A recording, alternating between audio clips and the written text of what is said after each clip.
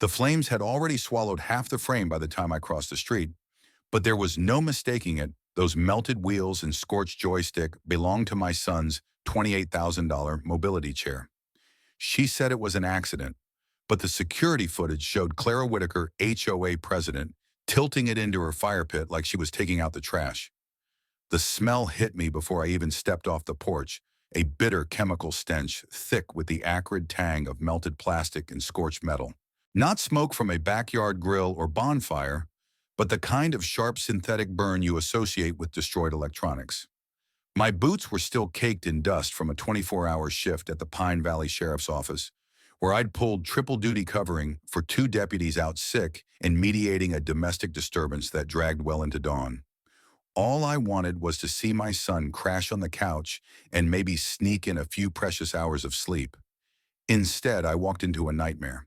Landon was on the living room sofa, his small frame twisted sideways, his legs awkwardly elevated on mismatched couch pillows.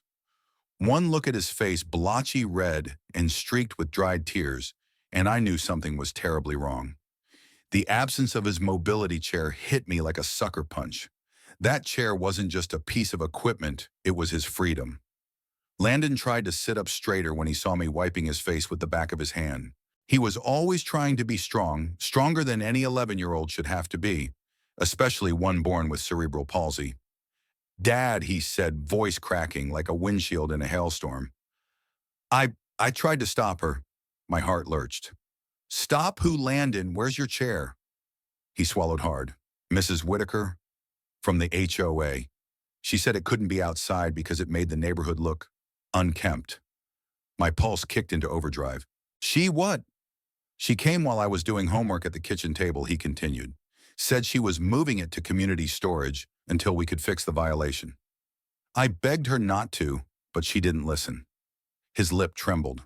"Then she accidentally knocked it into her fire pit." I turned to the front window, hard in my throat.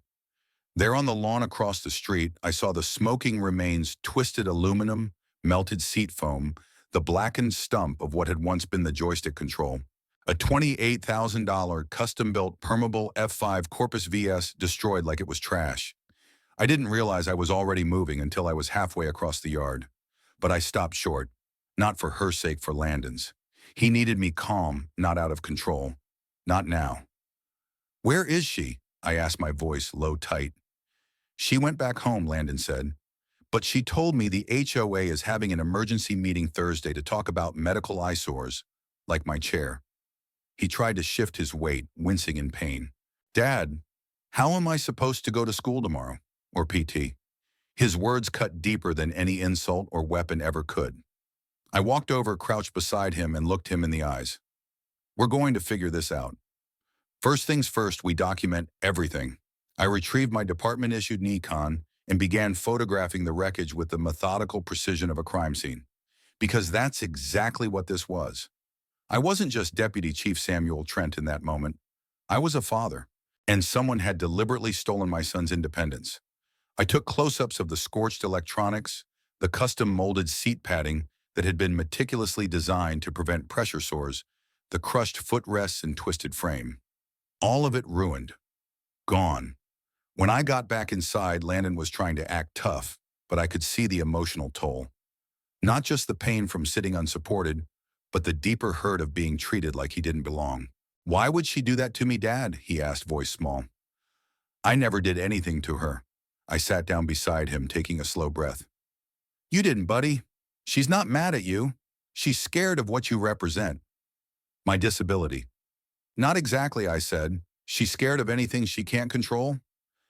"And your chair, your strength, it reminds her that the world doesn't revolve around her perfect picture of how things should look." He frowned. "That's pretty dumb." I smiled despite the fire in my chest. "It is, but it doesn't make it any less dangerous." That night, after helping Landon get into bed using our old manual transfer sling, something we hadn't needed in years, I sat down with a cup of coffee and a notepad. Sleep wasn't coming. I reviewed our home security footage and found what I needed: Clara Whitaker, president of the Rose Hill Bluffs HOA, striding up our walkway like she owned a clipboard, in one hand, smugness in the other. The footage showed her unbuckling Landon's chair from the side rail, dragging it down the front walk, pausing only to glance over her shoulder. The worst part was the moment she reached her property line. She paused, shifted the chair's weight, then gave it just enough of a push to send it tipping into her fire pit. I replayed that clip a dozen times, the bile rising higher each time. This wasn't an accident. This was calculated. Clara had always been a thorn in our side. The moment we moved in a single father and a visibly disabled child, she made her distaste known. We got hit with violation notices for installing a wheelchair ramp, more for the modified lift on our minivan. When a backup generator was added to support Landon's oxygen equipment during outages, she called it industrial noise pollution. I'd played it calm until now, filed the paperwork, attended the HOA meetings, explained, educated, pleaded. But burning my son's wheelchair crossed a line that couldn't be ignored. I started making calls. First to our medical equipment provider for an official damage assessment, then to Landon's neurologist for documentation, proving the medical necessity of that specific model. Then to a civil rights attorney I knew from a previous case. Every call I made was backed by one thought: this won't happen again. Before I turned in, I walked into Landon's room and watched him sleep. His tiny chest rose and fell steadily, his fingers curled gently under his chin. He looked so much like his mother, in that moment it nearly broke me. "We're going to fix this," I whispered into the dark. "And I promise you, son, they're going to regret ever thinking you were a problem." In my years as a lawman, I'd seen a lot: drug busts gone wrong, hostage negotiations, families torn apart by grief and crime. But nothing had prepared me for the cold fury of seeing my own child reduced to an inconvenience. Clara Whitaker didn't just pick the wrong family. She picked the wrong father. And I was going to bring down every brick of her twisted little kingdom until there was nothing left but ashes. By morning, the anger had settled into something sharper: resolve. The kind of resolve that had carried me through over 2 decades in law enforcement, that had seen me through the death of my wife, that now lived for one purpose: only justice for my son. I didn't sleep that night. Instead, I combed through 3 years of HOA violations, each one stamped with the same passive-aggressive precision Clara Whitaker was infamous for. I built a timeline: every citation, every fine, every appeal we'd submitted, and every one she had summarily dismissed. It painted a picture not of a neighborhood striving for order, but of one woman using a rulebook like a weapon. By the time the sun came up over Rose Hill Bluffs, I had 24 documents printed and clipped into a file marked simply HOA abuses and patterns. Landon was still asleep, curled sideways in the old transfer chair we'd dragged out of the garage. It had none of the lumbar support he needed, and I'd spent half the night waking up to adjust his pillows, his legs, his neck. But he hadn't complained once. When he finally stirred, his first words weren't about pain. "Are we doing something about this?" "You bet we are," I said. And so began the next phase of this fight. I pulled favors quietly, called an old friend from the State Housing Board, contacted a former ADA compliance officer I'd once worked a case with in Duluth. Everything pointed to the same troubling pattern: Clara's violations weren't random. They were targeted. Disabled residents, elderly couples, families with special needs, kids — those were the addresses she cited most aggressively. One name kept surfacing: Rose Hill Realty Partners, a local firm that had quietly acquired 6 homes in the neighborhood over the last 3 years, all of them previously owned by people who had been fined into submission. That was no coincidence. The deeper I dug, the clearer the picture became. Clara wasn't just enforcing rules. She was clearing out inconvenient residents and creating opportunities for her daughter and son-in-law's business to scoop up discounted property. It wasn't just cruelty, it was corruption. The emergency HOA meeting was set for Thursday night in the Rose Hill Bluffs Community Center. The notice had been slipped into mailboxes with bureaucratic cheer: community standards review. Emergency session. I knew the kind of crowd it would attract: half curious neighbors, half loyalists who liked their lawns trimmed to military standards and their views unobstructed by anything resembling human complexity. Landon insisted on coming. "It's about me, isn't it?"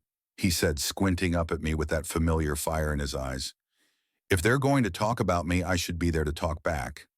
Part of me wanted to say no, to protect him from what could be a deeply uncomfortable scene. But another part, the one that knew how much courage it took to show up in that borrowed, ill-fitting wheelchair, knew this was his moment. So we went. I wore my full deputy chief uniform, not to threaten, but to remind everyone exactly who they were dealing with. The room was already half full when we arrived. Rows of folding chairs lined up with obsessive precision like a town hall meeting on steroids. Clara sat at the front table, flanked by her board, two retirees with clipboards and stiff smiles, and the treasurer, Melissa Chang, who looked notably uneasy. Clara's eyes flicked toward us as we entered. Her mouth twitched slightly when she saw Landon's awkward posture in the loaner chair, but she quickly masked it with a professional smile. "Welcome, neighbors," she began, tapping her gavel gently. "We've called this emergency meeting to discuss concerns regarding the visual impact of certain personal medical equipment within our community." My blood simmered. She didn't say wheelchair. She didn't say fire. She didn't say child. It was all abstract, sanitized. But I stayed silent. Let her speak. For 20 minutes, she droned on about property values and aesthetics, about maintaining harmony and minimizing disruption to neighborhood character. It wasn't until she opened the floor for comments that I raised my hand. There was a pause, then a reluctant nod. "Mr. Trent." "That's Deputy Chief Trent," I said evenly. The room stirred. "Before we discuss these proposals, I believe the community deserves to understand what prompted this emergency meeting in the first place." Clara's eyes narrowed. "This isn't the time for personal grievances. It's the perfect time," I said. "6 days ago, the president of this HOA entered my property without permission and removed my disabled son's custom mobility chair. That chair was then deliberately tipped into a fire pit, resulting in its total destruction." Gasps rippled through the room. Clara paled, but her voice snapped back fast. "That is a gross mischaracterization. I was addressing an eyesore as part of my duties. The damage was an unfortunate accident." I lifted a hand, cutting her off. "We have video." I nodded toward the projector screen where my colleague, Officer Jamie Bell, was already queued up. The footage played in crisp silence, Clara dragging the chair, adjusting its angle, nudging it into the flames. The silence afterward was thick. Landon's voice broke it. "That chair let me go to school," he said quietly.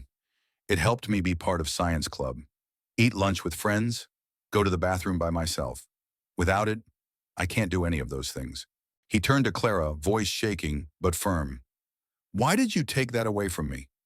For once, Clara had no answer. She fumbled for her gavel, her posture stiff. "We are not here for emotional theater. We are here," I cut in, "because this board under your leadership has systematically targeted residents with disabilities. I've spoken with 5 families who received similar violations, who were fined until they moved out. Their homes were later sold, often under market value, to Rose Hill Realty Partners, a company partially owned by your daughter and son-in-law." The room broke into a murmur of disbelief. Melissa Chang sat bolt upright. "Is that true?" she asked Clara directly. Clara didn't answer. Melissa stood. "I've had concerns about financial irregularities for months," she said, voice tight. "If this is true, it's not just unethical, it's criminal. I move for the immediate suspension of Clara Whitaker as HOA president," she continued, "pending a full financial and procedural audit by an independent committee." An elderly gentleman in the second row raised a hand. "I second that motion." Clara tried to speak, but the momentum had already shifted. The vote wasn't close. Hands shot up across the room. Even her staunchest supporters couldn't argue with what they had just seen. Clara was removed, voted out, stripped of her gavel, and escorted from the center by 2 volunteers who looked deeply uncomfortable. As the meeting dissolved into smaller conversations, neighbors whispering, others thanking Landon or patting me on the back, I felt something shift. Not just in the room, in the neighborhood. For the first time since we'd moved to Rose Hill Bluffs, people weren't just seeing my son's chair. They were seeing him, and they were realizing the kind of person Clara had been hiding behind rules and roses. As we wheeled back to the van, Landon looked up at me. "Did we win?" I smiled. "We started something, and that's more than Clara ever expected." The morning after Clara Whitaker was ousted from the HOA felt like stepping into a different neighborhood. The air was lighter somehow, the stairs we used to get from behind manicured hedges replaced with hesitant nods and quiet waves. People who'd once crossed the street to avoid us now approached in the grocery store to say, "I had no idea," or "Your son was so brave," or the one that stuck with me most, "Thank you for standing up." But this wasn't over, not even close. What happened in that community center was just the public turning point. The real reckoning began the moment Clara lost her grip on power. Within 72 hours, the Pine Valley District Attorney's Office contacted me to confirm they were opening an investigation into Clara for destruction of medical property and harassment of a disabled minor. I handed over every shred of evidence. I'd compiled photos, timestamp security footage, medical documentation, and the full HOA violation history I'd collected from residents brave enough to speak up. And the dam broke. Turns out Landon and I weren't alone. Mrs. Everett on South Elm had been fined for the oxygen concentrator she installed for her husband. A family down in Bayberry had been cited for the visual disruption of their daughter's sensory swing. The Martinez family, whose adult son used a wheelchair, had quietly moved away after 3 separate warnings about the wheelchair ramp being aesthetic clutter. I gathered their statements, added them to the case file, and watched as the narrative shifted from personal revenge to systemic abuse. The breaking news segment hit local channels. First, HOA president under criminal investigation for targeting disabled residents. Then regional, then national. A week later, the Minnesota State Auditor announced a full financial review of Rose Hill Bluffs HOA. What they found made the burned wheelchair look like a spark in a forest fire. Over 5 years, Clara had funneled more than $400,000 in HOA enhancement funds to shell companies owned by her daughter and son-in-law contracts for fake landscaping, overpriced maintenance, even so-called curb appeal consultations that were nothing more than excuses to slap fines on targeted homes. It was fraud, plain and simple, wire fraud, civil rights violations, ADA noncompliance. Prosecutors stacked the charges like bricks. Clara was arrested at her home still wearing that familiar lavender blazer she wore at every HOA meeting, only this time it was wrinkled and she wasn't holding a gavel. The community's shock turned to fury. The very standards she'd claimed to uphold were now exposed as weapons used for personal gain. A class action lawsuit formed quickly. I was among the first to sign on, not for vengeance, but to ensure Clara and her cronies couldn't simply disappear behind lawyers in silence. Landon was awarded a substantial settlement through a parallel civil case. We used it not just to replace his mobility chair, but to upgrade it to something truly transformative. His new chair was sleek, agile, equipped with adaptive AI controls that adjusted pressure points in real time. For the first time in years, Landon moved through school halls without needing help opening doors, navigating uneven sidewalks, or adjusting his own posture during long lectures. He looked taller somehow, not in stature, but in presence. One day while I was picking him up from school, he climbed into the van with a big grin. "I talked to Principal Levin today," he said, "about starting a STEM club for kids who want to build adaptive tech." "Oh, yeah," I said, keeping my eyes on the road, but feeling the grin tug at my own face. "What did she say?" "She loved it," he said. "Said she'd even pitch it to the new HOA board for funding if we host it at the community center." And that's exactly what happened.